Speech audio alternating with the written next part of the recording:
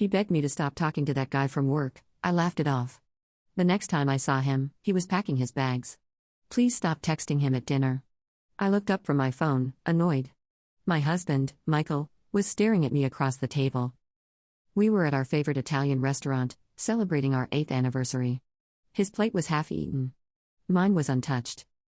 I'm just responding to a work thing, I said, typing out a reply to Ethan. It'll take 2 seconds. It's been 20 minutes. I rolled my eyes. You're being dramatic. He wasn't. I'd been texting Ethan since we ordered. Since we got in the car. Since we got home from work that afternoon.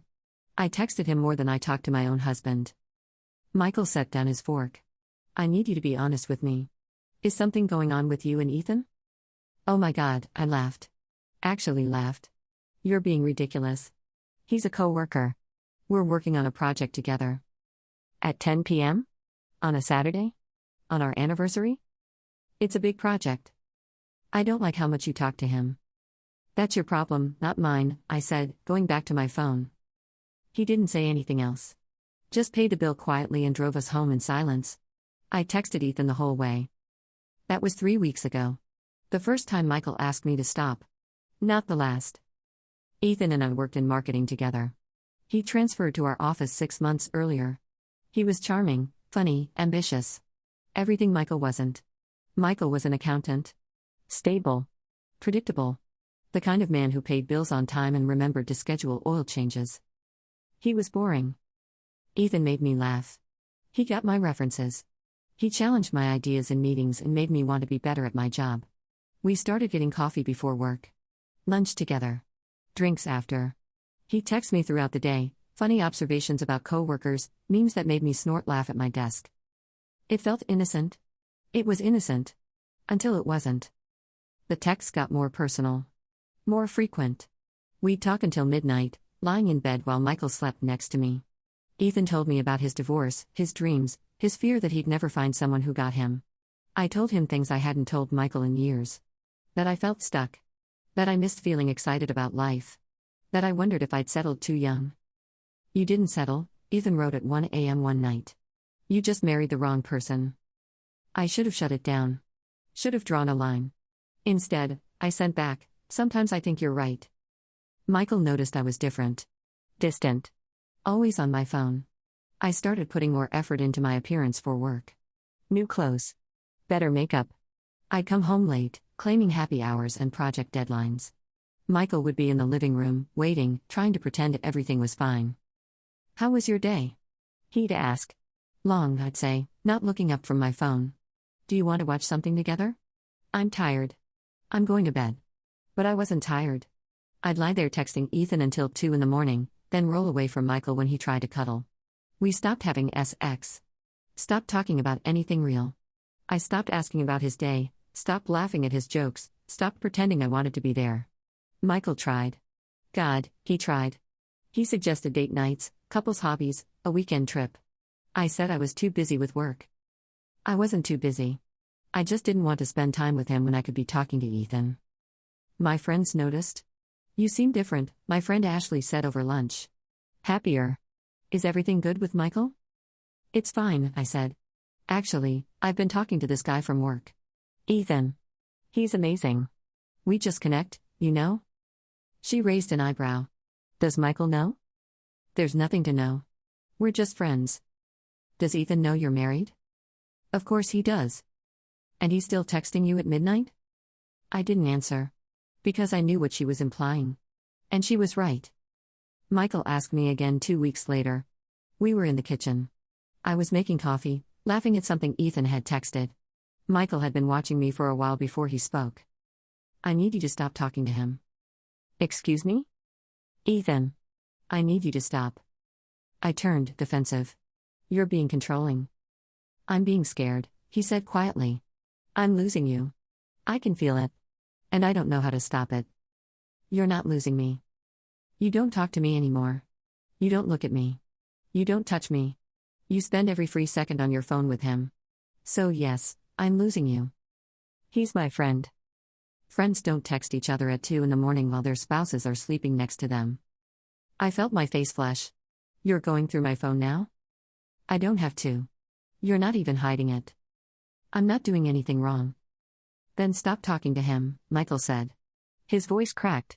If it's innocent, if it doesn't mean anything, just stop. For me. For us. I should have said yes. Should have deleted Ethan's number. Should have chosen my marriage. Instead, I said, I'm not going to stop being friends with someone because you're insecure. The look on his face broke something. But I pushed past it. Grabbed my coffee and went to work. I told Ethan about the fight. He said Michael sounded controlling. Jealous. That I deserved someone who trusted me. I believed him because I wanted to. Ethan and I started meeting outside of work more. Coffee turned into dinner.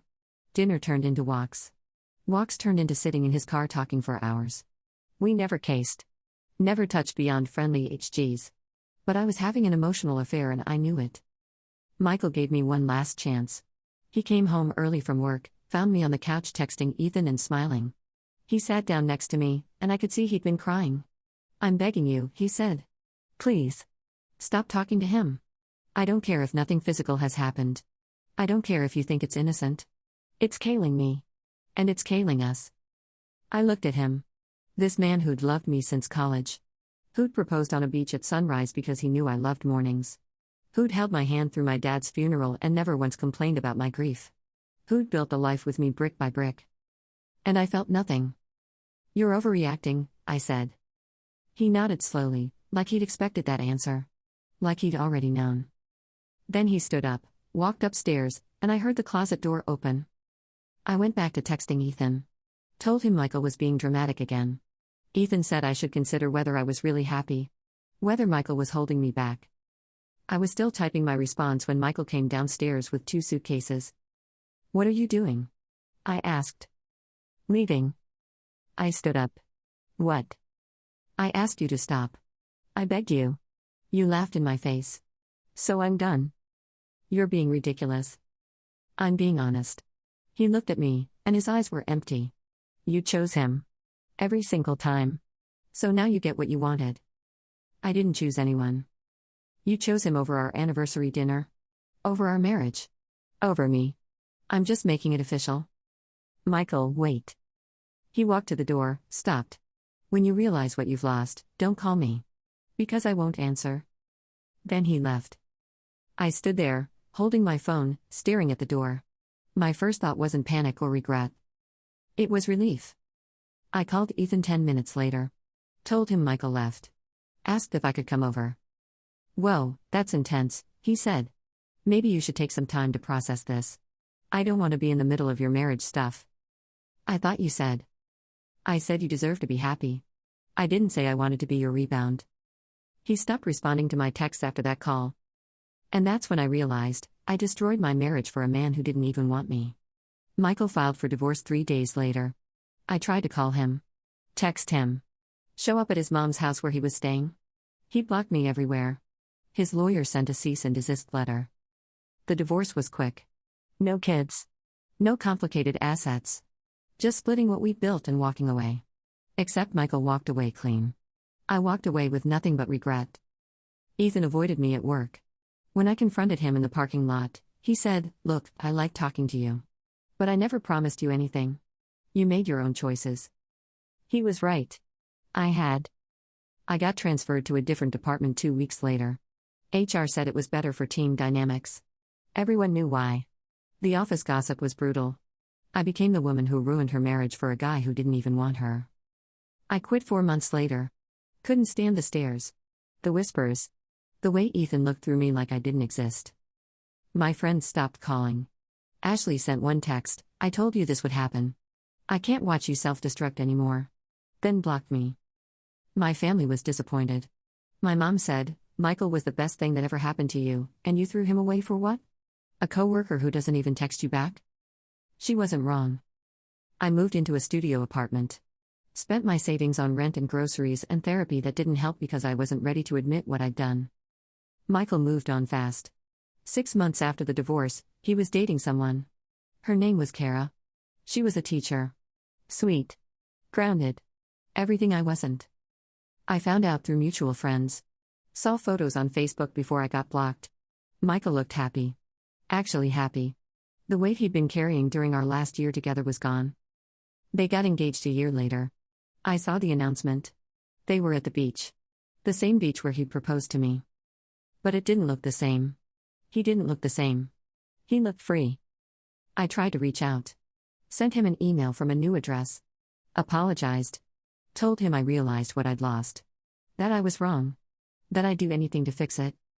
He responded once, "I appreciate the apology. But I've moved on.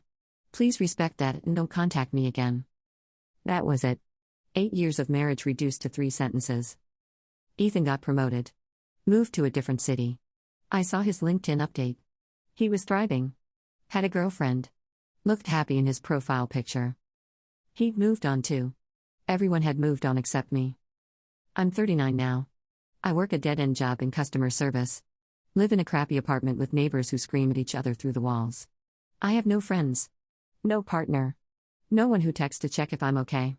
Michael and Kara got married 2 years ago. I wasn't invited. I saw the photos online. Kara wore a simple white dress. Michael wore the same smile he'd worn when he married me, but it looked genuine this time. They had a baby last year. A little girl. Michael posted one photo on Facebook before his profile went private. He was holding her, looking at her like she was the most precious thing in the world. He used to look at me like that. I drive by our old house sometimes. A young couple lives there now. They painted the door red. Put up a porch swing. Made it theirs. I see the version of me that used to live there. The one who had everything and didn't realize it. The one who threw away a good man because she was bored. Because she wanted excitement. Because she thought she deserved more. I got more. More loneliness. More regret. More empty nights staring at my phone, hoping someone will text me the way I used to text Ethan. No one does. Michael warned me. He didn't just ask me to stop. He begged. On our anniversary. In our kitchen. The last time, he was crying. And I laughed. I called him insecure, dramatic, controlling. He wasn't any of those things. He was a man watching his wife fall in love with someone else and desperately trying to save what we had. And I mocked him for it. Ethan never loved me. He never even wanted me. He just liked the attention. Liked having someone worship him. The second it got complicated, he disappeared. Michael loved me. He would have done anything for me. And I chose a fantasy over reality. Now Michael's building a life with someone who deserves him. Someone who doesn't take him for granted. Someone who doesn't laugh when he says he's scared. And I'm alone. Staring at my phone. Scrolling through old photos of us. Wondering when I became the villain in my own story. I see women online complaining about their boring husbands. About how they never feel excited anymore. About the guy at work who just gets them. And I want to scream, stop. Look at what you have. Really look. Because I had Michael. And I lost him because I was too stupid to realize what I was risking. He begged me to stop. And I laughed in his face.